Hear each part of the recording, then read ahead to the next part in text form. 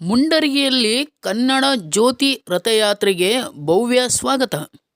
ಗದಗ ಜಿಲ್ಲೆಯ ಮುಂಡರಗಿ ಪಟ್ಟಣದಲ್ಲಿ 87ನೆಯ ಅಖಿಲ ಭಾರತ ಕನ್ನಡ ಸಾಹಿತ್ಯ ಸಮ್ಮೇಳನದ ಅಂಗವಾಗಿ ಕನ್ನಡ ಜ್ಯೋತಿ ಹೊತ್ತು ಬಂದ ಕನ್ನಡದ ರಥಯಾತ್ರೆಗೆ ಅದ್ಧೂರಿಯಾಗಿ ಭವ್ಯ ಸ್ವಾಗತ ನೀಡಲಾಯಿತು. ಈ ಕಾರ್ಯಕ್ರಮದಲ್ಲಿ ತಹಶೀಲ್ದಾರ್ ಯರ್ರಿಸ್ವಾಮಿ PS ಸೇರಿದಂತೆ ತಾಲೂಕು ಮಟ್ಟದ ವಿವಿಧ ಇಲಾಖೆಗಳ ಅಧಿಕಾರಿಗಳು ಹಾಗೂ ಸಿಬ್ಬಂದಿಗಳು, ಶಿಕ್ಷಕರು, ಶಾಲಾ ಕಾಲೇಜಿನ ವಿದ್ಯಾರ್ಥಿಗಳು, ಕನ್ನಡ ಸಾಹಿತ್ಯ ಪರಿಷತ್ತಿನ ಪದಾಧಿಕಾರಿಗಳು ಹಾಗೂ ವಿವಿಧ ಸಂಘಟನೆಗಳ ಪದಾಧಿಕಾರಿಗಳು, ಸಾರ್ವಜನಿಕರು ಉಪಸ್ಥಿತರಿದ್ದರು. News bureau, Chandrashekhar Somannavar.